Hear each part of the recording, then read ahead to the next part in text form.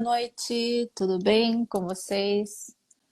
Boa noite, sejam bem-vindos na nossa live de hoje, Projeto Empreendedor, que a gente continua aqui. E hoje nosso convidado é o investidor no Japão, Marcelo Pimentel. Então estarei chamando ele aqui para estar conversando com a gente hoje, estar falando no ramo dele hoje, né? Então vamos lá.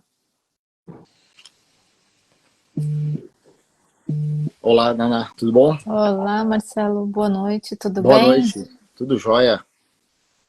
Corrido ali um pouco? Pô, corrido, Tá estamos certo. aí, firme e forte. Sim. Primeiramente, mais uma vez, muito obrigada. Eu sei que você está com a agenda bem apertada ali, mas separou um tempinho aqui para a gente passar aqui para o pessoal conhecimento aqui, que é o nosso propósito aqui da live, sempre Sim. poder ajudar o pessoal aqui que de repente quer entrar no ramo que você trabalha, né? Uhum. E quer entender como é que é viver de repente de renda, só com a renda, então a gente gostaria um pouco dos seus ensinamentos aqui com o pessoal, tá? Tá, isso. Muito obrigado pelo convite, tá? A gente arrumou um horário aí, um tempo para poder estar aí batendo esse papo e estou à disposição. À sua disposição, à disposição aqui do pessoal que está entrando, acompanhando também, para a gente bater um papo sobre investimentos, sobre finanças, né? Sim. Pode contar comigo. Eu vou fazer uma pergunta para você, Aham. para alguém que está começando a empreender no mercado capital, né? Quais Aham. são os passos essenciais que você hoje vê que é necessário adquirir conhecimento, seja profissional ou educativo, né? E se você aconselha assim a um curso específico para isso, o que você recomendaria? Tá. Você fala para entrar no mundo dos investimentos Isso, em ativos financeiros, especialmente do mercado de capitais, né? exato. Que é o foco e é o foco que deveria ser de quem está no Japão, tá? Até porque quando a gente fala de mercado financeiro ele é bem amplo. Debaixo do guarda-chuva do mercado financeiro, você tem o mercado de câmbio, o mercado de juros, o mercado de capitais também, né? O mercado de ações, fundos imobiliários, fundos listados aí nas diferentes bolsas de valores do mundo. Quando a gente fala de Japão, ou mesmo de países aí de primeiro mundo, onde historicamente as taxas de juros são mais, digamos, mais civilizadas, menos agressivas, né? Então, a população, de um modo geral, elas vão encontrar espaço para poder rentabilizar capital, para poder fazer o dinheiro render, acaba que é na renda variável, tá? No mercado, na bolsa de valores, onde você vai comprar ações de empresas que têm as empresas têm uma expectativa, né, uma perspectiva de apreciação dos seus valores e, por consequência, há uma expectativa de valorização das ações.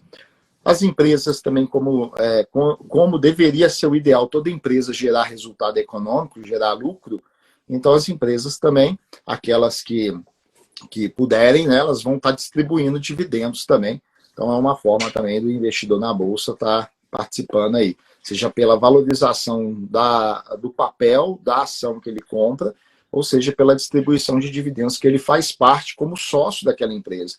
Lembrando que todo adquirente de ações na bolsa ou de cotas de fundos imobiliários, ele passa a ser um sócio de uma estrutura jurídica chamada sociedade anônima. Isso é no mundo todo, né? Cada país tem ali a sua o seu, né, a Uhum. palavra, né, como no idioma japonês tem a palavra para sociedade anônima e aí vai. Então cada investidor ele participa de uma sociedade anônima.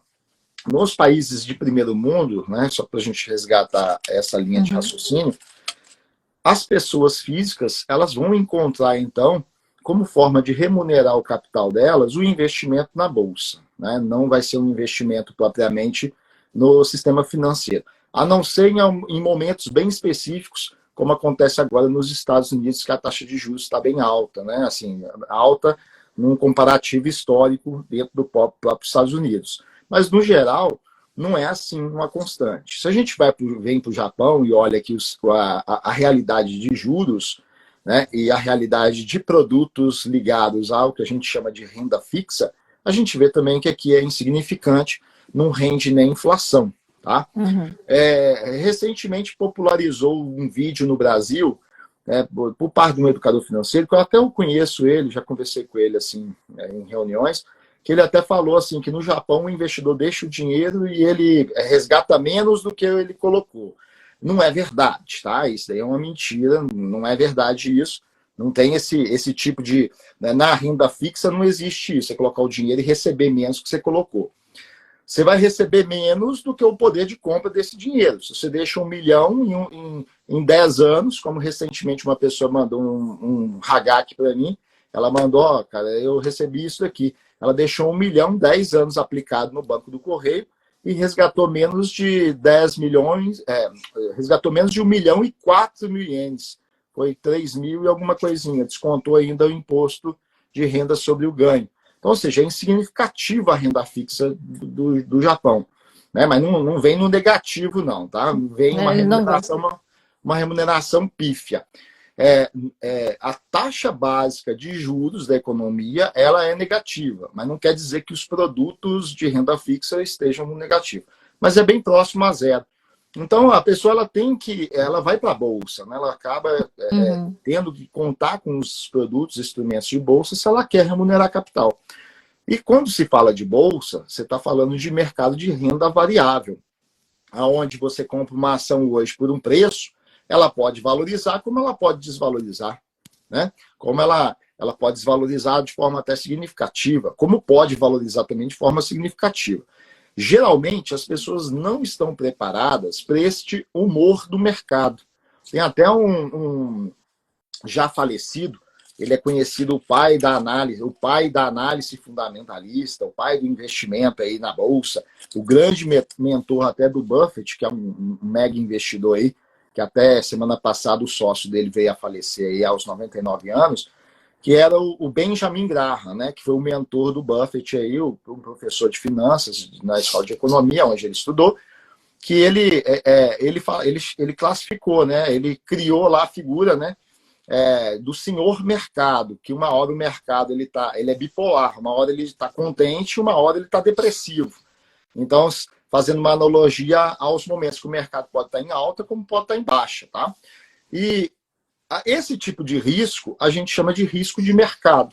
Eu compro uma ação hoje e daqui uma semana, daqui um mês, daqui um ano, ela pode não estar no mesmo valor. E esse não estar no mesmo valor pode estar num valor menor, né? Então, é fundamental que as pessoas comecem o investimento na Bolsa de Valores através de conhecimento. É clichê, eu sei que é clichê demais quando a gente carrega desse modo, né? Ó, você quer investir na Bolsa? Então, em primeiro lugar, você invista em conhecimento.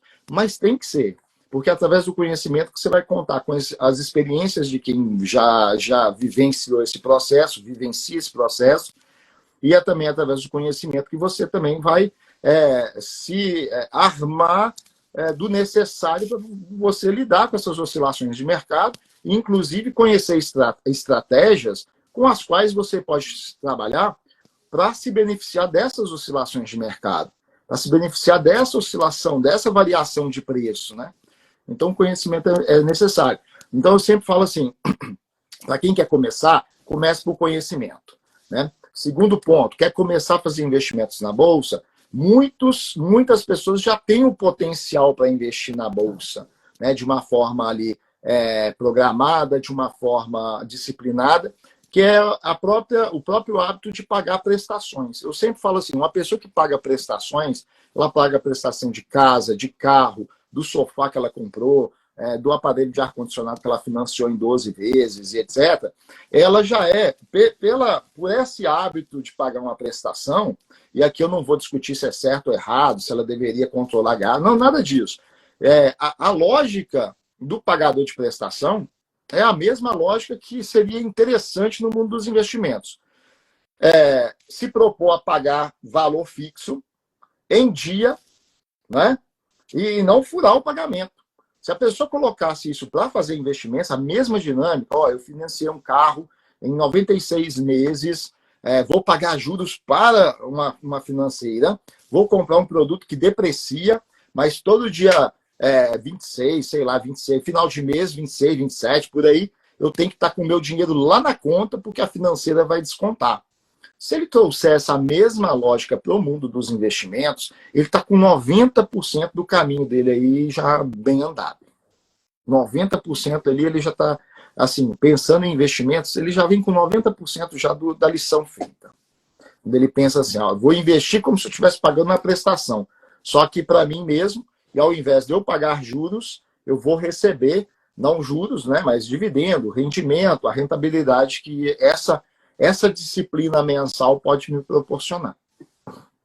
É rico isso, né? Porque você vê uma coisa que a maioria das pessoas tem já esse hábito de estar pagando uma simples conta, né? E um hábito que você agrega mais ali para você mesmo, acaba que fica falha essa parte, né? Então, é uma dica bem, parece besta, né? Muito simples demais, mas que se você tomar uso disso, isso tem lá na frente 96 meses ou 72 meses, você tem já um lucro sobre isso, né? Basicamente seria isso, tá? Você já pagou prestação de carro? Já? Quanto tempo? 48 meses, 72 meses, 84 meses, 96 meses, 120 meses. Transfere essa mesma lógica para o mundo dos investimentos. Estabelece quanto que você pode investir por mês. É 30 mil? 30 mil. Se mantenha fiel aos 30 mil. Eu sempre falo com o pessoal assim, ó, é 30 mil? Por que 30 mil? 30 mil vai te fazer falta? Não. Mas vai ser algo também fácil? Não. Desafiador. Então tem que ficar, o montante que você vai definir para investir, ele tem que ficar numa linha tênue entre eu consigo me comprometer e não é fácil demais. Porque se eu pensar, eu consigo me comprometer, mas é fácil demais, aí eu vou investir igual Rakuen por mês. Não é? E não vai fazer muita diferença no fim das contas, essa que é a realidade.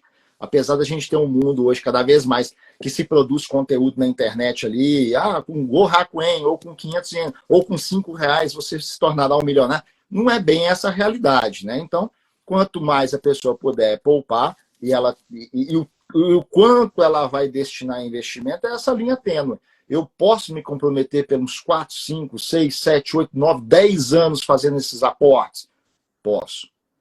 Ao mesmo tempo, é desafiador? É desafiador. Então, ele encontra essa linha tênue e se programar para fazer esse tipo de investimento. No decorrer desse caminho, ele vai ganhando disciplina, aí ele vai fazer igual lá o Daniel Larusso, lá do filme do Karate Kid, né?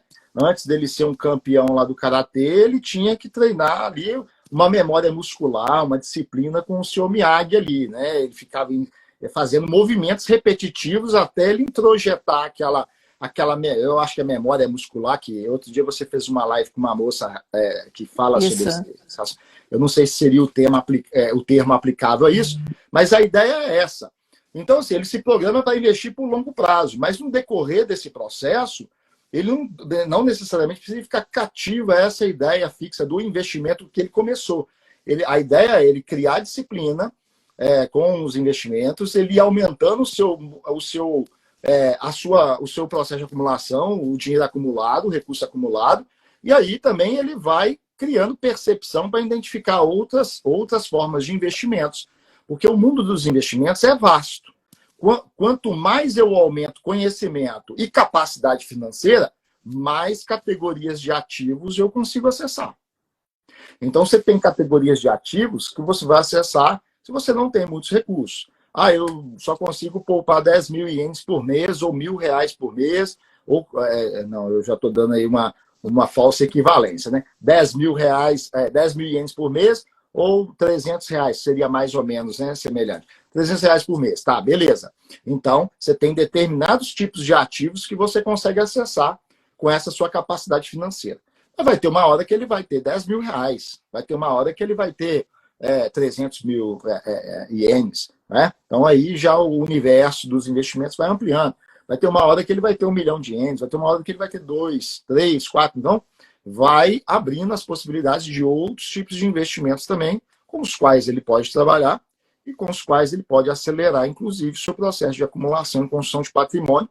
Qual que é a ideia? Atingir um montante patrimonial, que esse montante patrimonial começa a gerar renda suficiente para bancar uma parte significativa do padrão de vida, a fim de reduzir a carga de trabalho obrigatória, que a pessoa, pô, sem essa carga de trabalho, eu não consigo viver. Mas conforme ele vai construindo um patrimônio que gera renda para ele, ele vai chegar um momento que ele vai ter uma renda que compensa um pouco ali do trabalho, reduzindo carga de trabalho, do trabalho que ele, eventualmente ele não gosta de fazer. Mas a ideia é chegar num montante patrimonial que começa a gerar uma renda que patrocina todo o estilo de vida da pessoa. Né? Então, isso com o decorrer ali do aprendizado, é claro, estudo e disciplina, e metodologia também, né? Porque você precisa adquirir. Você acredita que com o futuro, com o passar do tempo, ele consiga aquilo girar um mutante que consiga levar a vida dele ali tranquilo, vivendo com a renda, com o investimento dele ali. Não tenho dúvidas, tá? Não tenho dúvidas. E aí você pega a pessoa que vai começar, dentro das possibilidades financeiras dela, ela vai começar com ativos que são mais democráticos, que são mais acessíveis. Aqui no Japão, assim como no Brasil também, a gente tem os produtos de bolsa, os produtos financeiros, né, do mercado financeiro.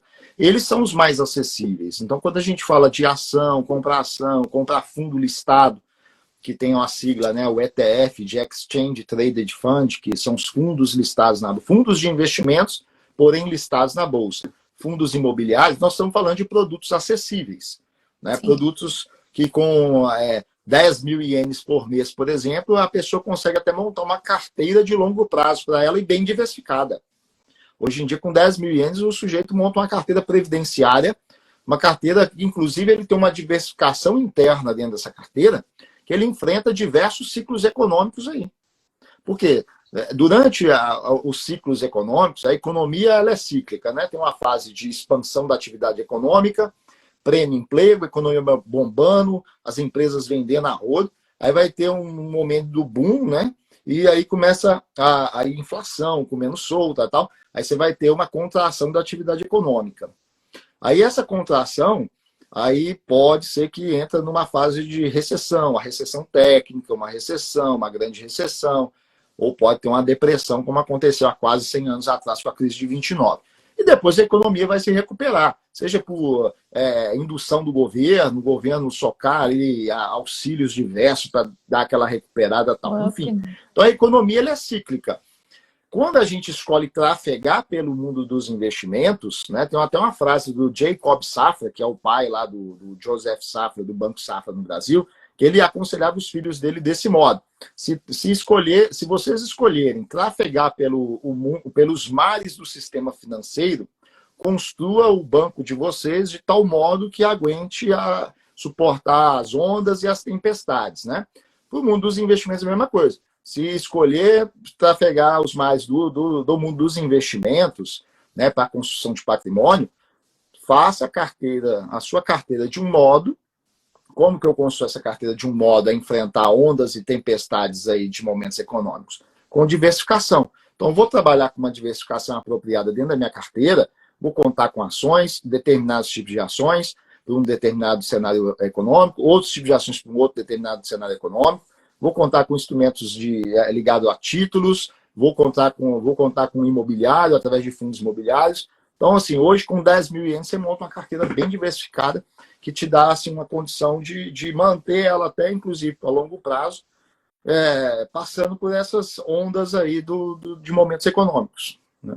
Nossa, que bem e aí começa com esse tipo de produto, porque eles são acessíveis. Eu citei, com 10 mil você monta uma carteira bem diversificada mesmo, não é força de expressão, não. Mas a ideia se você começa com 10, aí tu vai fazendo a lição de casa, você vai aprendendo que o mundo dos investimentos é interessante, você vai saindo daquela lógica de pagar juros, de se enquadrar na estratégia dos outros e vai querer ter a sua estratégia de construção de patrimônio, tá? Porque o ser humano, assim, vamos pegar o trabalhador. O trabalhador, ele é um sujeito que, se ele não tem estratégia própria, ele já está na estratégia dos outros. O cara, quando bate o cartão na fábrica, ele está ali enquadrado na metodologia de produção ali diária, respeitando o cronograma da empresa, metodologia de produção, de qualidade, de segurança no trabalho e tal, ele está enquadrado na estratégia da empresa. Qual a estratégia? A estratégia para a empresa vender mais, lucrar mais, reduzir custos, despesas operacionais e ganhar mais dinheiro. Então, se o trabalhador ele não tem a estratégia dele, ou mesmo o empreendedor, porque tem empreendedor que troca cebola por cebola, né? Ele não lucra, ele não tem lucro e tal. Então, ele também está na estratégia de alguém aí, se enquadrando na estratégia de alguém. Então, você precisa ter suas estratégias. Então, o mundo dos investimentos, ele te convida a isso. Opa, chega de eu viver a estratégia dos outros, a estratégia do sistema, do mercado de trabalho. Eu tenho que construir minha própria estratégia. Eu tenho que defender mais lucro meu para eu ter o que mais investir. Então, eu começo com 10 e vou avançando, avançando, avançando. Uma hora, além da capacidade mensal de investimento ter aumentado, ele vai ter já um montante acumulado. Aí esse montante acumulado que possibilita ele acessar outras classes de ativos, e existem, né, outros tipos de investimentos também que não são acessíveis com pouco, você precisa de um pouco mais. Então é a hora que você vai começar a acessar esses outros tipos de investimentos que tem, inclusive, a capacidade de acelerar o processo aí de acumulação e construção de patrimônio. Que bacana. E emendando aí na sua lógica, né?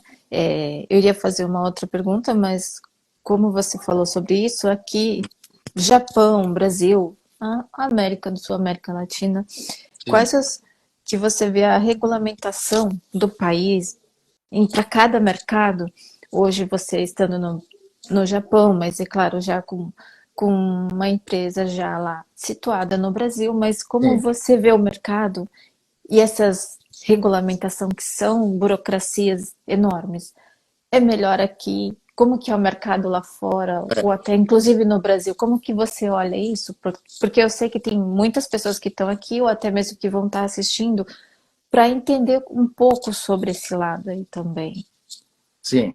Em relação a você ter uma atividade econômica, com certeza o Japão é muito mais tranquilo em relação à burocracia, né? Até para o pequeno empreendedor que constitui um negócio ali, até para a prestação de contas disso aí é muito mais tranquilo que no Brasil.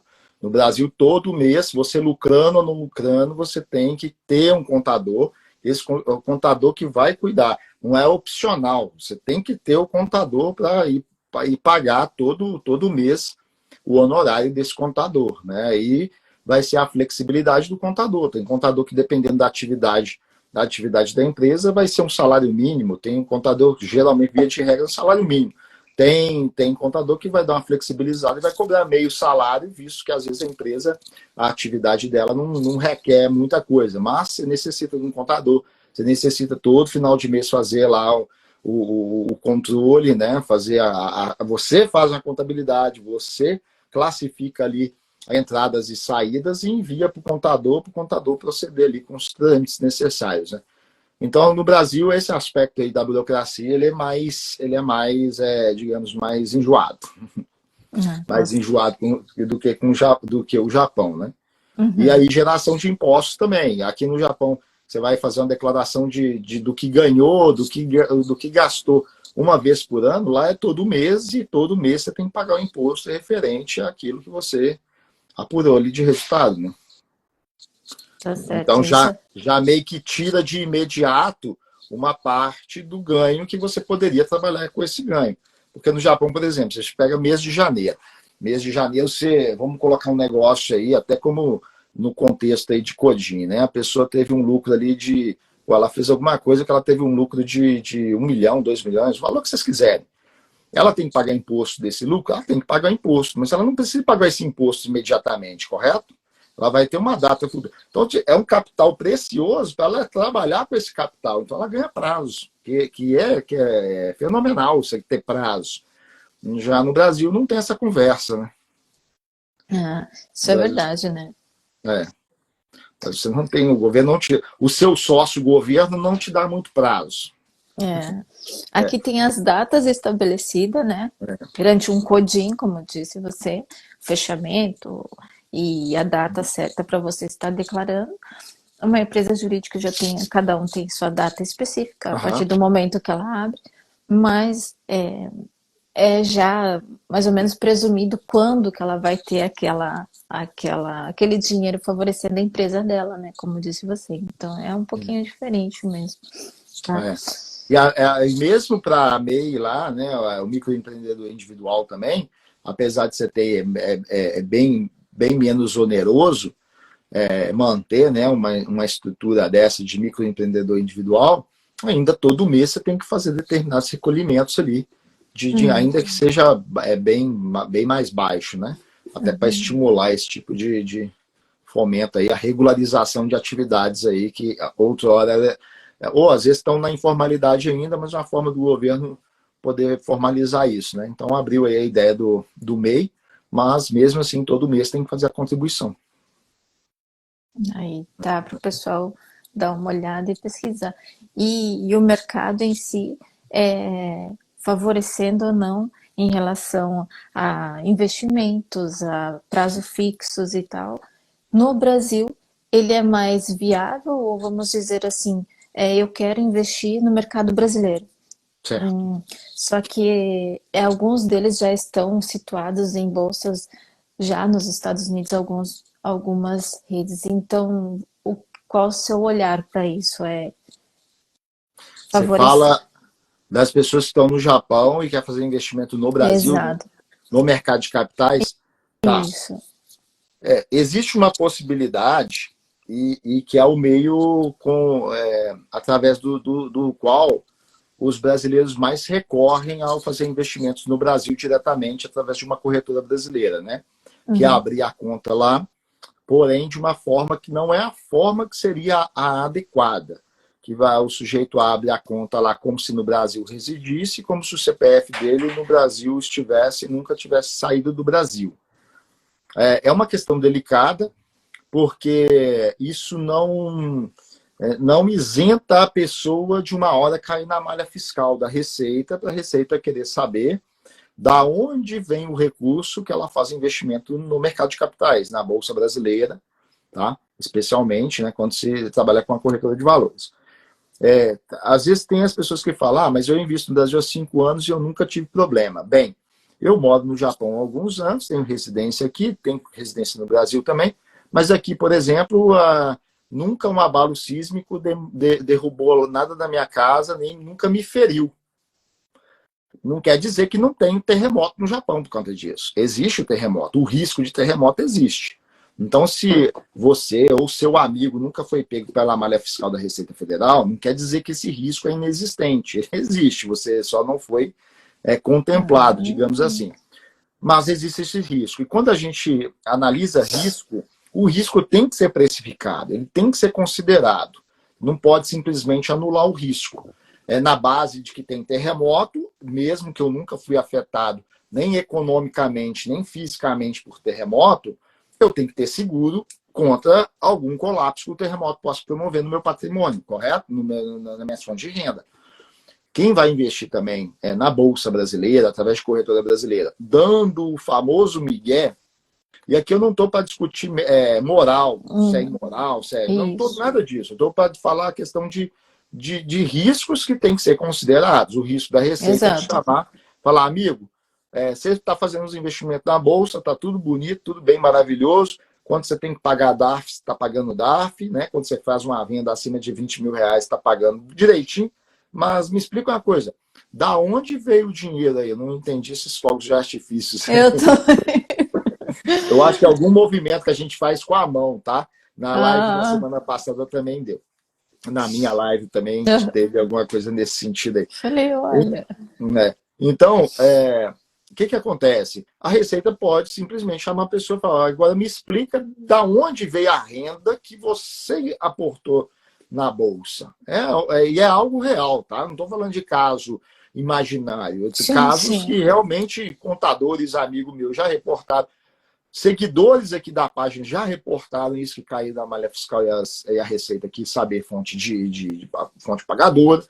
E aí você tem alguns riscos, tá? Você tem alguma forma de mitigar isso? Tem.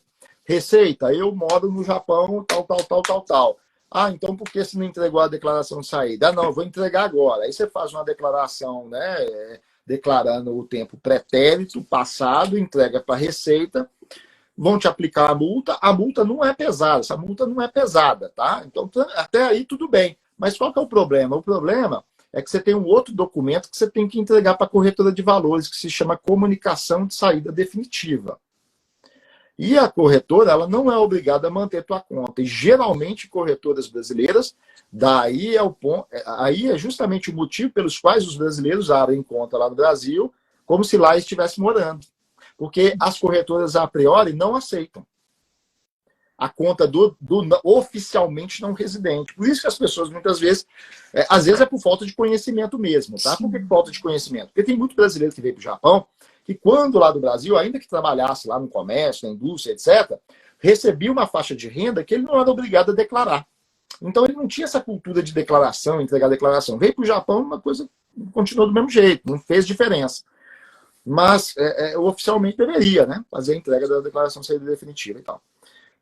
Acontece que a corretora ela pode tomar uma decisão unilateral de encerrar a tua conta. Encerrar a conta significa liquidar todos os ativos que você tem naquela conta. Então, na hora de liquidar ativos, ela pode liquidar, por exemplo, uma ação que você tem e essa ação esteja no negativo. Entendeu? Então, existe esse risco. Tá? Quando a gente fala sobre isso, às vezes as pessoas não gostam, e eu também não gostaria de tratar esse assunto. Eu também não gostaria de tratar, mas é um risco que existe. Então, quando você me pergunta, né? O brasileiro está no Japão ou qualquer outro lugar, ele quer investir na Bolsa Brasileira, dá para fazer? Dá, como a maioria faz. Porém, tu tem que entender que existem determinados riscos aí atrelados à regulamentação que a Receita tem em relação ao regime que a corretora que vai ter que assumir caso você faça do jeito certo, que é fazendo declaração de saída definitiva. E corretora, geralmente não topa fazer isso para o brasileiro, porque ela entende que o brasileiro muitas vezes não tem um padrão financeiro bem alto que compensaria manter uma conta de não residente. Porque a conta de não residente, ela tem uma taxa de administração. Por quê? Porque quando a pessoa é oficialmente não residente, o que acontece? Ela tem que... É a corretora que faz tudo por ela lá. Ela que vai declarar anualmente, ela que vai recolher impostos, ela que vai prestar conta para a Receita, 100% a corretora. E a corretora cobra uma taxa de administração para isso. Essa taxa de administração, por essa conta diferenciada, ela não é baixa, ela é alta. Entendeu? E só compensaria para quem tem elevado patrimônio, alta renda, né? Ou o segmento private bank, né? Que é o segmento mais acima da chamada alta renda ainda, né? Então, isso aí foi muito bom. Um assunto que talvez é ruim para você, né? Muita gente não gosta de estar falando, mas... Demais. Assim... Tem gente que se antipatiza, não porque... E para você ter uma ideia, eu já protocolei, eu tenho testemunhos, amigos meus aqui, empresários, que se encontraram com parlamentares brasileiros, eu encaminhei, seja por vias online, e-mail, ou mesmo diretamente por impresso, pedi para amigos meus que tiveram uma audiência aí em Tóquio, entrega para mim essa proposição de lei. Para quê? Qual que é a ideia? Flexibilizar o investimento por parte do brasileiro no exterior, no Brasil, seja na economia real diretamente, que é mais tranquilo, né, do que na bolsa, e até mesmo na bolsa. Por quê? Porque isso leva recursos para o Brasil. Quando você tira essa... o brasileiro fica com esse receio de falar que mora no exterior, ele abre uma conta na corretora como se morasse no Brasil e tal. Pô, ele conseguir abrir uma conta lá ele fala, não, eu moro aqui em Haiti. Tá, e a corretora acata tranquilamente, porque sendo brasileiro, o que importa é que ele vai colocar recursos no Brasil e isso ajuda a economia brasileira. Por falta de... Eu não só falo do risco, eu já fiz a minha parte também, já protocolei para pelo menos 4 parlamentares brasileiros. Já encaminhei proposição. Nossa. Não é um projeto de lei, é o que antecede o projeto de lei, né? É a proposição de projeto de lei. Aí o projeto é com eles. Mas, né, eles têm diversas demandas, a gente entende isso. Mas a proposição eu já fiz. Bacana. Que bacana, né? E... Bom, vamos esperar, né, que se vem isso seria muito bom, né? Mas porque assim são mais de 4 milhões de brasileiros no exterior. Tá? Essa comunidade brasileira no Japão, lá para os idos de 2004, 2005, entre 2002 e 2005, ela chegou a ser a comunidade de pessoa física, quando só olhado pessoa física, mesmo não sendo, nunca foi a maior comunidade brasileira no exterior, né? Sempre a dos Estados Unidos foi a maior comunidade, né? Desde sempre a maior comunidade brasileira no exterior. Essa comunidade lá no início dos anos 2000, nesses anos que eu citei, ela chegou a enviar mais de 2 bilhões de dólares no ano, ao ano. É recurso superior, inclusive, ao PIB de muitas cidades. Superior ao PIB de muitas cidades brasileiras. Que, inclusive, na citação dessas proposições que eu encaminhei, eu citei justamente isso. Que hoje em dia não. Hoje em dia o envio de recursos por parte do brasileiro no Japão, ele caiu significativamente. Tá? Ele hoje é 1/10 do que já foi. Tá? Por quê? Porque hoje o custo de vida é mais elevado, inflação. Muitos já optaram por residir, fixar residência, né, no Brasil, no Japão. Talvez aquele envio de dinheiro para ajudar a mãe, o pai, a avó, esses já faleceram, então já reduziu significativamente esses envios, né? Mas ainda acontece um envio, e esse envio de recursos do brasileiro no Japão, por exemplo, que hoje não é mais o que mais envia. Brasileiros, por exemplo, do Reino Unido estão enviando mais, brasileiros dos Estados Unidos estão enviando mais, até porque tem um volume maior, mas mesmo os daqui já é bem competitivo até na comparação com o de muitas commodities. Se você pega o que o Brasil gera de receita com venda de determinadas commodities, se a gente pudesse, é ruim falar isso, né? Mas a commodity brasileiros sendo mandados para fora e mandando dinheiro para o Brasil, às vezes traz mais impacto econômico do que as próprias commodities aí, né? É legal o pessoal ter essa visão, né, do mercado, como que ele tá, né, e como que ele é visto também de fora também, né? Sim. Então, agora só um adendo também, quando a gente fala do Brasil, você citou na questão de empresas, né? A gente tem ali uma burocracia muito mais forte, mas em compensação também você tem alguns benefícios tributários, a meu ver, melhor, tá? Especialmente quando você faz investimentos e esse investimento ele está sustentado através de uma estrutura societária. Você tem lá a lei brasileira, a Lei 9.249 de 1995, que é a lei que isenta de imposto de renda todo e qualquer tipo de distribuição de lucros, de qualquer tipo de sociedade, qualquer modelo societário. Desde a sociedade anônima, que distribui dividendos para os acionistas, até uma sociedade limitada. 2 irmãos que têm uma padaria. E eles tiram seus prolabores, dependendo do tamanho, ele tem que pagar o imposto de renda do prolabore. Mas aquela sociedade, ainda que limitada, gera o lucro. Aquela distribuição de lucro, ela é isenta de imposto de renda. Outros modelos societários também, tá? Quando a gente trabalha com o investidor, que o investidor vem participar de algum projeto via estrutura societária dentro da legislação brasileira, a distribuição de resultado econômico para esse investidor, por exemplo, é isenta de imposto de renda. Então, ele não paga nada de imposto de renda, que não é o caso daqui, né? Aqui ainda vai escalando bastante e a alíquota pode ficar com um pouco mais do que 50% do ganho da pessoa, né? exatamente. Isso é verdade, né? Então, aí o pessoal também começa a dar uma olhada.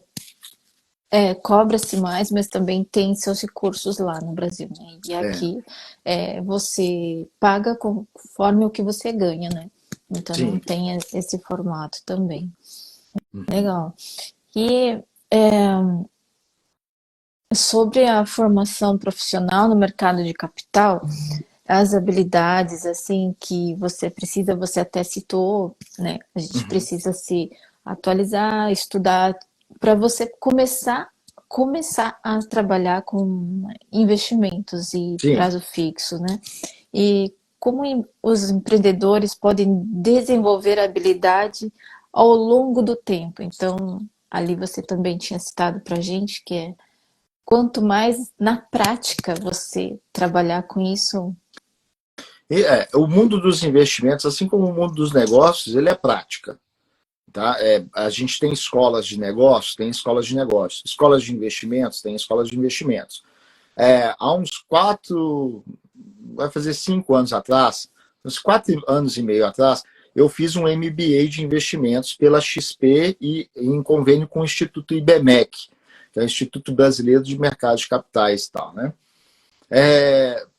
Nas aulas iniciais, o até então CEO da XP, foi o fundador da XP, o Guilherme Benchimol, que hoje não é mais CEO, ele está no conselho, o CEO é um rapaz mais novo e tal, para ele ficar mais livre para prospectar negócio e tal. Mas naquela ocasião ele citou o seguinte, que o grande drama da assessoria de investimentos, que tem certificação, tem certificado, tem o carimbo da Ancord ali, que o cara pode ser assessor de investimentos, ele falou que o grande problema é que 90% não tem prática de investimento. Ele ou seja, é só cartilha. Mas isso não é restrito a investimentos. O mundo hoje é assim. Criou-se uma indústria em torno de certificações diversas, que as pessoas, nada mais, nada menos, obtêm a certificação para profissões diversas e são cartilheiros. Eles são propagandistas de uma determinada cartilha. Entendeu? Às vezes a pessoa não tem experiência nenhuma, não tem prática, não tem vivência nenhuma naquilo e está sendo um mero cartilheiro. Hoje, o que mais existe no mercado financeiro, no âmbito do ensino de finanças, investimentos, são cartilheiros, são propagandistas de alguma corrente aí, ou de algum guru, né, quando vai de uma forma mais esculachada, algum guru, ou de o cara que não tem aquela pegada de guru, mas é uma cartilha pronta de alguém. Tá? São, assim, bem poucos que têm uma estratégia, que desenvolveram essa estratégia e compartilham essa estratégia. Tá? Mas isso vem por conta de quê? Vem como um resquício do próprio sistema educacional como um todo. Isso é tá? que forma maquininhas de reprodução de saberes. Nada assim de uma coisa mais crítica, mais pensada, mais refletida. Não.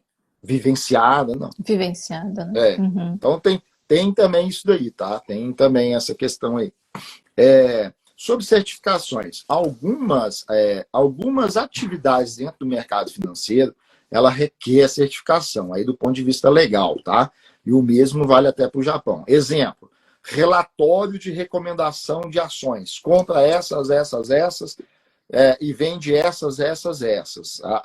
A entrega desse material, né, o envio desse material, seja por correspondência, por e-mail ou qualquer outro modo, isso necessita de certificação. A recomendação formal, que pode impactar, inclusive, a própria dinâmica do mercado, a oferta e demanda do mercado. Isso requer certificação. A educação financeira como um todo, ela não requer certificação. O planejador financeiro, para ser planejador financeiro, não requer certificação. Inclusive, no próprio site da associação aqui do que seria aí dos planejadores financeiros do Japão, ele é claro quanto a isso. O planejador financeiro ele não precisa de certificação. Agora, se ele tiver a certificação, né, da instituição internacional, que tem ramificações em diversos países, é interessante porque dá um peso para ele. Né? Dá um peso assim. Cabe uma crítica também. Como eu disse, tem muito cartilheiro até com certificações internacionais. Muita gente que estudou para fazer o curso, para ter a certificação, mas zero de experiência. Vai reproduzir um padrão para todo mundo, independente da condição socioeconômica das pessoas, independente da realidade das pessoas. Então, você vai ver planejador financeiro que seguiu a cartilha, a mesma coisa que se recomenda para um japonês, vai recomendar para um brasileiro. E qual que é o problema disso? O problema é que o brasileiro ele não tem o tempo de contribuição que um japonês vai ter. Ele não tem uma média de salário que o japonês vai ter. Ele tem preferências que podem mudar com o tempo, diferente do japonês, que geralmente as preferências, né, abruptas não vão mudar. O cara mora no Japão, nasceu no Japão, vai viver no Japão, vai morrer no Japão. São poucos os casos, né, que o cara almeja viver, mudar para outro país. Já a população estrangeira, não. Ele vive no Japão, ele pode até bater o pé, não, eu vou ficar no Japão para sempre. Mas amanhã ele pode rever essa decisão dele. E decidir, eu já sou imigrante, eu já tenho experiência de romper as fronteiras do meu país e ir para esse. Eu posso ir desse para o outro, ou eu posso voltar para o meu país. Então, são realidades distintas. São realidades distintas que aí essas, digamos, né, quem segue cartilha ou ministra cartilhas prontas não consegue perceber, não consegue lidar, tá? Sobre a educação financeira ainda, né? A educação financeira, ela no contexto de Brasil, por exemplo, ela está colocada dentro dos parâmetros curriculares nacionais, tá? Então, é função de um professor, independente da cadeira que ele ocupa, um professor de história, um professor de matemática, de português, etc., ele pode trabalhar, transversalizar dentro da disciplina dele, transversalizar a educação financeira. Ele pode trabalhar com a questão da educação financeira, fomentar isso até na discussão de uma disciplina que não seja formalmente a disciplina de educação financeira. Entendeu? Então, há um estímulo por parte do governo. A meu ver, tem um grande entrave nisso, tá? Porque a nossa formação de professores no Brasil, ela ainda é muito antimercado, ela é muito antimeritocracia, ela é esquerdista, na verdade, né? Então, os pressupostos filosóficos da educação, a sociologia da educação, a filosofia da educação, ela é meio que alicerçada por uma concepção de mundo mais à esquerda, e essa concepção ela é mais anti-acumulação, mais anti-mercado, anti-o-capital, anti-o-empreendedorismo, tá? Então, aí eu fico pensando, tem uma ação do governo querendo fomentar a educação financeira, por um lado, mas, ao mesmo tempo, você não tem também, na formação de professores, os profissionais adequados para isso, por conta da própria formação, que ela é ante tudo que a educação financeira, digamos, de certo modo, defende. Isso seria muito bom, né? Vem dali, né? Vem dali. Então, quando o pessoal coloca assim, nossa, agora vai ter educação financeira nas escolas do Brasil, que bacana, é um avanço. Tem que combinar lá com a formação de professores, lá com os coordenadores de curso que elegem os livros, a base bibliográfica, a base teórica, né, que vai fomentar todo uma visão de mundo de professores. Eu particularmente, ainda tenho... Não olho isso com esse vislumbre todo, porque eu entendo como que funciona. Por quê? Eu entendo que eu sou professor por formação. Uhum. Se eu não tivesse referências para além da universidade, a minha visão, se fosse tão somente a de universidade, o que acontece muito é isso, a pessoa entra na universidade, aquilo ela compra aquela ideia de que aqui o pensamento ali é o mais elevado e o certo. O meu pensamento seria totalmente antimercado, anti-acúmulo de capital, anti-empreendedorismo, porque é essa visão de mundo que os professores, na sua maioria, recebem. É complicado isso. E você, por a sua formação, assim, a gente vamos agora já emendar, hoje você traz essa metodologia sua, desenvolvida já em base em estudos do Brasil, Japão, mercado internacional. Hoje você passa, assim, para quem está começando hoje, está aqui, de repente até alguém novo, mas acredito que a maioria que está entrando já te conhece, mas assim, o pessoal que olhar aqui e falar, não, eu quero aprender a base, o básico ali para mim, começar com 10 mil ienes a investir, de repente, né? Essa formação, começo ali, hoje você tem uma metodologia, você passa, você instrui o pessoal? Sim, a gente assim, de forma sistematizada, a gente tem um treinamento, tá? Um curso compartilhando, na verdade é um curso compartilhando os saberes nossos acumulados aí durante alguns anos fazendo investimentos, tá? Onde a gente compartilha estratégias que nós utilizamos para poder ter uma acumulação de patrimônio, rentabilizar o dinheiro utilizando ativos do mercado financeiro, né? A princípio, ativos do mercado financeiro. A gente adiciona também ali alguns elementos do mercado não financeiro, por exemplo, do mercado imobiliário também, comentando como esse tipo de ativo, esse tipo de investimento e algumas formas de investimento que a gente faz que são interessantes também para promover essa aceleração aí do processo de acumulação. Mas no nosso curso, por exemplo, então a gente aborda ali estratégia de dividendos, contando com ativos que pagam dividendos, estratégias para lidar com ciclos econômicos, entendendo, como eu disse anteriormente, que a economia ela é cíclica, né? E, portanto, você tem que construir a sua carteira de investimentos, pensar no que vai, na composição da sua carteira de investimentos, como se fosse um barco, né? Que ele tem que resistir ali às diversas fases da economia. Que hora a economia vai estar bombando, vai estar tudo subindo na bolsa, tem a hora que vai estar tudo caindo. Então você tem que compor a tua carteira de investimento para lidar com esse humor do mercado que você não sabe como que ele vai acordar amanhã. A gente não sabe, né? Então, a gente vai compartilhar estratégias acerca disso também.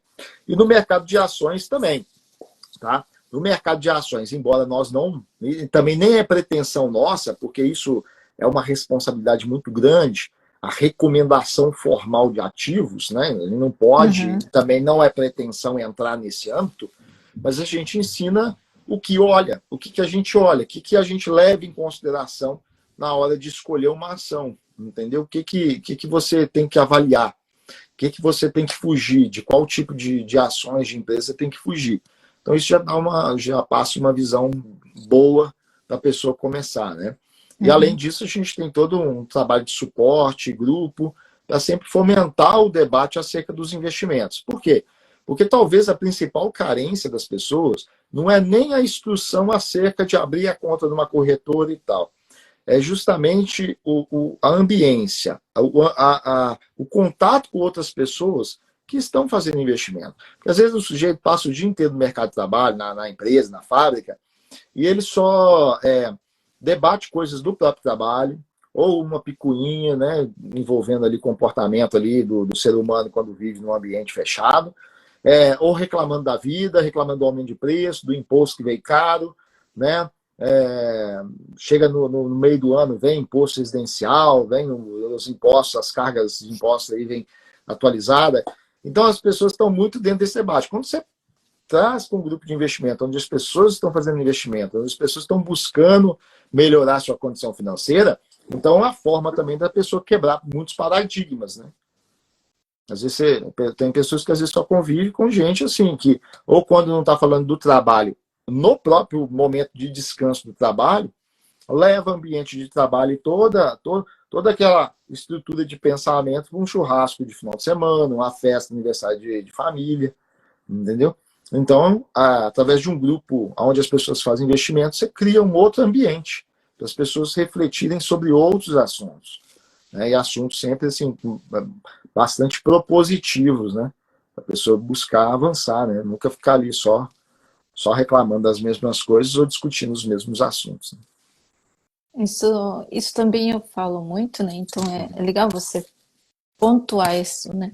Que o ambiente que você está né? Você quer melhoria para o seu negócio, ou até mesmo falar de investimento. Como é que você vai falar com o vizinho que está ali apertando um parafuso, fazendo um serviço aleatório que nunca ouviu falar sobre aquele assunto?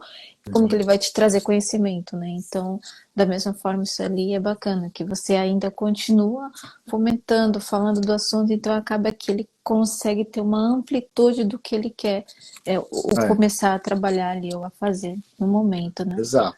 Então, assim, no nosso ambiente de investimentos, né, grupos, né, nos grupos que a gente trabalha, então a gente está falando de investimento na bolsa, a gente está falando de investimento na economia real, fora da bolsa, né, porque o mundo dos investimentos não é só bolsa, não é só produto financeiro, porque geralmente as pessoas têm essa ideia. Outro dia eu conversando com um empresário, ele, eu preciso fazer investimentos. Eu falei, mas você já não faz investimentos?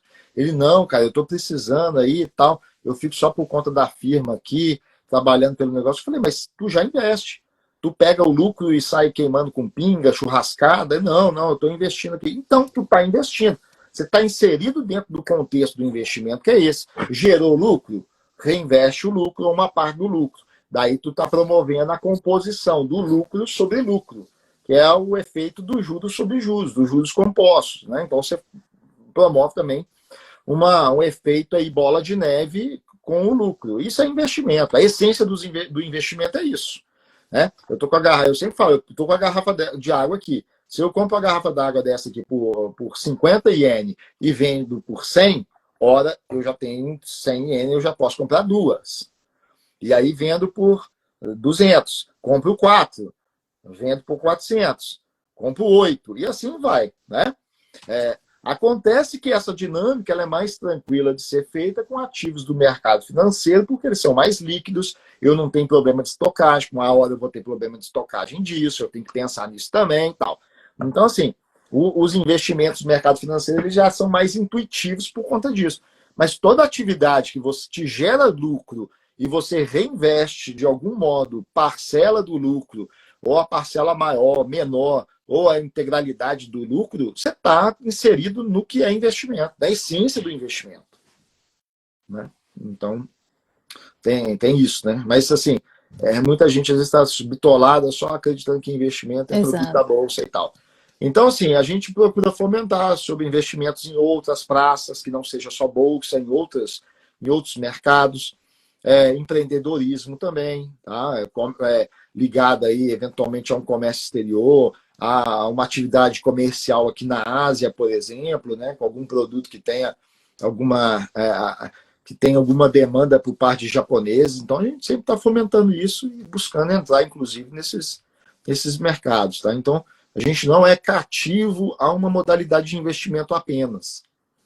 Não existe, e no mundo dos investimentos não pode existir uma paixão cega por um tipo de investimento, né? Porque senão o investimento, até fazendo uma analogia aí com as relações humanas, o investimento vai estar te chifrando e você vai estar achando que não tá entendendo? Então, assim, tem investimento que às vezes você não pode ter paixão. Se aquele investimento já não está mais legal, você tem que deixar de fazer investimento naquilo e buscar outra forma de fazer investimentos, né? Não pode ter uma paixão cega por classes de ativos ou por ativos específicos. Né? Tem que ser pragmático. Ou seja, por isso o conhecimento, você entender qual o mercado e entender qual é o formato de você estar investindo, seja no imobiliário, seja num ativo ali, né? Isso. Perfeito. E, bom, para encerrar aqui, existem os erros comuns que você deve ter ali, que você olha que o pessoal muito se faz. Então, qual o conselho que você daria para as pessoas evitarem esses erros? O pessoal que começa hoje a investir, parar de errar nesses erros que você costuma ver? E qual o conselho que você daria assim para quem está começando, já acha que já está dominando o mercado ali, né? Aqueles que acham que está dominando o mercado é um perigo, né? O mercado, ele tem até uma expressão, eu não gosto da expressão que diz que o mercado é soberano, né? O mercado não é um ente específico. O mercado nada mais é do que um caldeirão de emoções, de investidores de tudo quanto é perfil, que está ali colocando dinheiro. Às vezes tem os que estão colocando por ciência, sabe o que está fazendo, e tem aqueles também que não sabem o que estão fazendo e estão indo na ideia dos outros. Mas isso ajuda o mercado a se movimentar, seja para cima, para o lado ou para baixo, né? Então tem isso daí. Então a pessoa tem que entender isso, que o mercado não é um ente malvadão, tá? O mercado é um caldeirão de emoções. São diversas tomadas de decisões ali que compõem o mercado. E o mercado de forma ampla, não é só bolsa. O mercado de carro. Vai ter gente que quer comprar carro, porque carro agora eu preciso de carro para eu mostrar para o outro que eu tenho condições. Aí vai ter o outro que, não, eu preciso de carro porque eu preciso de trabalhar. Vai ter o outro, não, eu vou ter o carro porque agora, depois de muito esforço, eu consigo comprar o carro.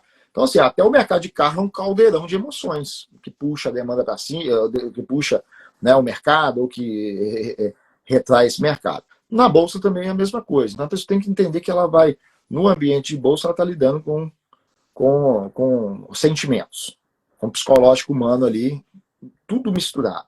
Né? Disciplina, fundamental. Tá? Agora, não adianta você ser disciplinado se você também for ansioso. Né? E daí você vai ficar na disciplina de um lado, mas ao mesmo tempo disciplinado e super ansioso. Existem algumas formas práticas de você reduzir a ansiedade no mundo dos investimentos. Uma delas é aprendeu, está seguindo uma metodologia de investimento, está todo mês fazendo seus aportes ali, né? Que é a forma que eu mais defendo, tá? Porque ela é uma forma que ela seria ideal para todos. Você tem estratégias que funcionam para um, para outro, então, mas tem uma forma que funciona para todos, que é o aporte constante. Todo mês eu reservo uma parte da minha renda aqui. Se essa parte é destinada a investimentos na bolsa, no mercado de capitais, então está aqui todo mês. Então. Fez o aporte, fez o investimento, está seguindo a metodologia, sabe o que está fazendo? Fecha o computador, fecha o aplicativo da corretora e não abre mais. Ah, não, mas eu vou ficar olhando aqui, todo dia eu olho se está variando. Não, você não controla o mercado. Se eu fizer figuinha, se eu ajoelhar e orar, se eu fizer qualquer tipo de simpatia, não vai mudar nada no mercado. Tá? Eu não formo o preço do mercado, então eu não controlo. Não tem condições de controlar. E é uma bobagem ficar olhando o mercado todo dia. Ficar olhando a cotação. Ah, eu comprei ouro. Será que o ouro vai subir mais? Tal, né? Você comprou ouro para vender amanhã? Não. Se você está seguindo uma lógica de investimento, que é todo mês fazendo um aporte e tal, então abre só no mês que vem. Tá? O que isso vai te ajudar? Vai te livrar de ansiedade, vai te livrar da percepção de perda, porque quanto mais você olha, mais a percepção de perda trabalha mais do que a percepção de ganho, mesmo que na prática você esteja ganhando mais. Porque o sentimento de perda ele é mais forte do que o sentimento de ganho. Né? Então, quanto mais espaço você dá para olhar, checar, e aí eu sugiro que seja um mês, que é quando você vai fazer o aporte no mês seguinte, né? Se eu decidir que eu vou colocar 30 mil por mês na conta da corretora, para com os 30 mil comprar esse, aquele outro ativo ali, vou seguir nesse plano. Então, no outro mês eu coloco os 30 mil lá, já está lá. E na hora de eu sentar na frente do computador, ou pegar o aplicativo para fazer as ordens de compra daqueles ativos, aí naquele momento eu estou abrindo a conta corretora, estou vendo ali quanto que está o meu saldo ali, e vou comprar mais uma vez, e assim vai. Tá? É bobagem, ficar com um aplicativo toda hora, abrindo, olhar. Então, isso daí você já evita muita dor, muita ansiedade. Né? Então, assim, são alguns pontos. Tá? O outro ponto também que eu acho que é importante frisar é o que geralmente as pessoas, elas... Aí, um pouco disso é por conta do discurso que existe no mercado, o discurso do trade, do day trade, do romantismo que se construiu em cima disso, tá? Estatísticas apontam aí aos montes a probabilidade de ganho efetivo no decorrer de anos. Eu não estou falando do sujeito que colocou o dinheiro hoje e ganhou hoje numa operação. Estou falando na constância. Né? Estudos apontam que na constância, durante anos a fio aí, a probabilidade de fato a pessoa remunerar ali, ter uma evolução de patrimônio significativa com operações de curto prazo, elas são baixíssimas. Não sou eu que tese, estatísticas, estudos, inclusive estudos produzidos pelas próprias bolsas, que é as que mais ganham com esse movimento, ou pelas corretoras que induzem esse tipo de movimento. Elas ganham dinheiro com isso. Tá? Apontam isso aí. Mas por conta desse discurso, por mais que o sujeito nunca fez efetivamente o trade, o day trade, né, ou qualquer outra modalidade de curto prazo, por conta do discurso excessivo, né, e do romantismo em cima disso, tu ganha dinheiro de qualquer lugar, só tem um computador e tal, as pessoas às vezes vêm para o mundo dos investimentos, mas com esse sentimento. Elas vêm para fazer um investimento visando longo prazo, comprar ações de dividendos e tal, só que elas fica como se fosse ali com um comichão, como a minha mãe dizia, com formiga no rabo, querendo mexer ali nos investimentos, assim que deu uma valorizadinha, já quer vender e tal. E aí eu gosto sempre de enfatizar o seguinte, que excesso, no mundo dos investimentos, excesso de movimentação, não quer dizer eficiência. Não quer dizer eficiência. Os mais eficientes no mundo dos investimentos, você pegar os grandes investidores, os mais eficientes, são investidores de pouca movimentação. Pouquíssimas movimentações.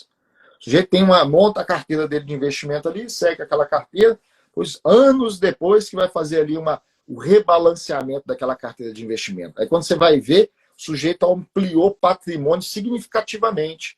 E o outro que está com o celularzinho todo dia olhando cotação, toda hora comprando e vendendo, pode ter o lucro? Pode. Não é que ele não é. Ele pode ter o lucro, mas a sustentabilidade disso, a escalabilidade disso, a composição de ganho disso, de um efeito de juros, cai drasticamente. Aí passa 20 anos, o investidor, pé no chão, sem muito movimento, a coisa mais estruturada, ele avança, e aquele que está ali com excesso de movimento não avança. Fica na mesmice, na mesma, está patinando ainda. Fica com a restrição do pensamento, porque o tempo que ele poderia estar estudando outras coisas, até para ganhar mais dinheiro, para ter o que investir, ou até estudando outras coisas para pegar aquele montante que ele está acumulando com disciplina, com paciência, para alocar nessa outra coisa, não. ele está enfurnado num aplicativozinho tentando comprar e vender ali à torta e direita. Tá lá Então, com a figa lá esperando que aquilo saia premiado de repente, né? exatamente, exatamente. Então, ou seja, você trabalhar, você estudar, saber para você, mas isso investir, muitos deles acabam indo com a emoção sem ser com a razão, né? É, Então, com o e passar disso, exatamente. Eu até discuto isso com o pessoal e até falo, por exemplo, outro dia teve a Black Friday, né? Aí o uhum, pessoal, uma pessoa me perguntou: você não vai fazer Black Friday nos seus cursos? Eu falei: não, porque é incoerente. Olha, eu tenho um curso que fomenta a educação financeira. A ideia, a função, digamos, social da educação financeira é justamente mostrar para o sujeito que ele não deve tomar decisões financeiras baseadas no emocional, nos gatilhos do marketing, etc. Por que eu vou me valer desse discurso? Né? Ah, mas e para você estimular o sujeito a investir? A realidade deveria estimular o sujeito a investir. Quanto mais ele prorroga conhecer sobre investimentos, é mais custo de oportunidade para ele lá diante de uma aposentadoria que vai ser ineficiente. A previdência japonesa, por exemplo, ela vai ser ineficiente para sustentar o brasileiro no Japão. Já é para japoneses. Vai ser mais ainda para brasileiros, que já não tem uma cultura muito assim de investimento, tá? Hoje, a gente está debatendo sobre preparação financeira, que é um grande desafio para nós, mas daqui 10 anos o grande desafio nosso vai ser cuidar dos nossos velhos. Daqui 10 anos a comunidade vai ter que lidar com um problema sério dos idosos brasileiros que estão aqui na comunidade e vão passar e já tem gente passando necessidade, é a entendeu? realidade, né? Já tem bem. Aí tudo bem. Ah, meu pai passa necessidade, mas eu dou conta de sustentar. Mas e quando é a sua mãe, o seu tio, vai se avolumando os idosos da sua família? Não é? Ah, eles que se danem. Não é bem assim, né? Não é bem assim, né? É a Então realidade, é né? complicado. Isso é um tema que eu acho que deveria ser debatido com mais profundidade. Quem pode debater esse tema com profundidade, né? Que deveria, às vezes fomenta um caminho totalmente errado, na minha opinião. Que é, por exemplo, consulado. Tá? Nada contra a pessoa quer que seja de consulado. Eu falo isso tranquilamente, tá? Nada contra pessoalmente, mas assim, há um fomento em termos do brasileiro se preparar para a aposentadoria, contribuindo com o INSS. Se a gente tem um sistema japonês que é ineficiente, do Brasil também é ineficiente, para que eu vou colocar mais dinheiro na mão de um sistema ineficiente na construção de patrimônio, pensando na aposentadoria? Então é um debate raso que tem. Quando tem um debate, quem pode promover o debate, promove um debate raso. E um debate que não vai ao encontro do real problema. Tá? Porque é uma É, população que vai passar perto. Nós vamos ter daqui 10 anos o maior problema do brasileiro no Japão, além de continuar se preocupando com a sua preparação previdenciária, vai ser cuidar dos seus velhos, dos seus idosos. E aí você vai ter um problema duplo, né? Porque, olha, eu tenho que me preparar para a aposentadoria, ao mesmo tempo tenho que cuidar do meu pai, tenho que cuidar da minha mãe, tenho que cuidar do meu tio, da minha tia que está aqui, e eu não posso desprezar. então vai Então, ser, esse debate ele é urgente, né? É urgente. com certeza. Então, assim, essa deveria ser o gatilho. Né? Esse deveria ser o gatilho da própria realidade. Não eu utilizar aí elementos de Black Friday, vai perder a oportunidade pela metade do dobro, né? Que geralmente o que tem Uhum, no Black Friday é isso, né? Metade do dobro. com certeza. E é legal você estar falando disso, assim, Uhum. porque, como você disse, né, você é um professor de educação financeira. Então, o teu propósito é educar as pessoas no seu contexto, assim, a gente fala não agora não só em investimento, aí você até voltou, a gente fala na realidade econômica do brasileiro ou estrangeiro em geral em si, né? Uhum. Então, você está mostrando a realidade para que as pessoas olhem não somente aqui. Educação, você tem que cuidar lá na frente. Você precisa investir aqui, mas é cuidar primeiramente no seu emocional, na sua educação, como que você olha o amplo do mercado hoje, mas daqui já prospectando daqui 10 anos, né? Sim, sim, sim.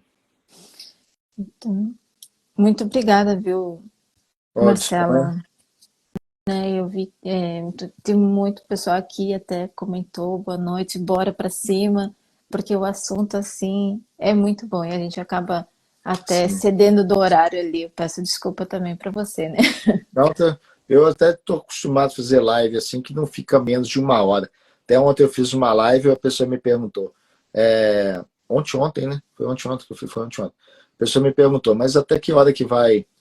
Não, hoje é segunda, né? Eu tô Hoje é confundindo já. segunda. Eu fiz a É. live ontem mesmo. A pessoa, a live vai até que horas? Eu falei, bem, a minha ideia é fazer dentro de uma hora, mas dificilmente eu consigo, porque o pessoal começa a fazer perguntas, aí e eu gosto de responder todas as perguntas, né? Não gosto de. Uhum. E a pessoa já está ali te assistindo, né? É ao vivo. Se eu não quisesse responder perguntas, a gente faz gravado, né? Mas eu gosto de fazer ao vivo assim e tendo essa interação com o pessoal, né? Então eu nunca consigo manter menos de uma hora, né? É a tal. É como se fosse um. É legal que parece que a gente está na reunião ali, como se fosse o pessoal ali debatendo junto, né? Então acaba que Sim. a gente se propõe a fazer X horário e acaba que excede um pouquinho, mas eu agradeço demais aqui, tá? Então é. A sua live de hoje vai ficar salvo aqui. Depois desse conteúdo a gente também vai estar disponibilizando ali para o canal do YouTube. Então, para o pessoal interagir, saber mais, discutir e para quem quiser procurar você também, tá? Ah, Agradeço estamos, demais. estamos às ordens aí. Aqueles que quiserem podem procurar aqui no meu perfil, tá? Em cima aí. É, eu acredito que você vai deixar marcado também, então Sim, pode ficar à sim. vontade de procurar aí nas mídias sociais, no inbox aí das nossas mídias, Instagram, Facebook, WhatsApp também, né? Eu acho que Uhum. no WhatsApp aparece para o pessoal lá, o número do WhatsApp. Pode ficar à vontade para entrar em contato. Então é isso. Muito obrigada. Boa Eu noite. agradeço. E boa noite. E obrigada a todos também que ficaram aqui do começo ao fim da live aqui com a gente. Muito obrigada mesmo, tá? Tenha uma boa noite. Eu agradeço. Obrigado, Ana. Muito obrigado aí. Ai, Tchau, tchau para tchau, vocês. tchau. Tchau, tchau. Pessoal, muito obrigada pela live de hoje, tá? Pessoal que ficou aqui até o final, eu agradeço, né? E a gente está aqui promovendo essa semana, a gente vai ter mais lives aqui com o propósito de trazer para vocês conhecimento em assuntos determinados. Muito obrigada, uma boa noite.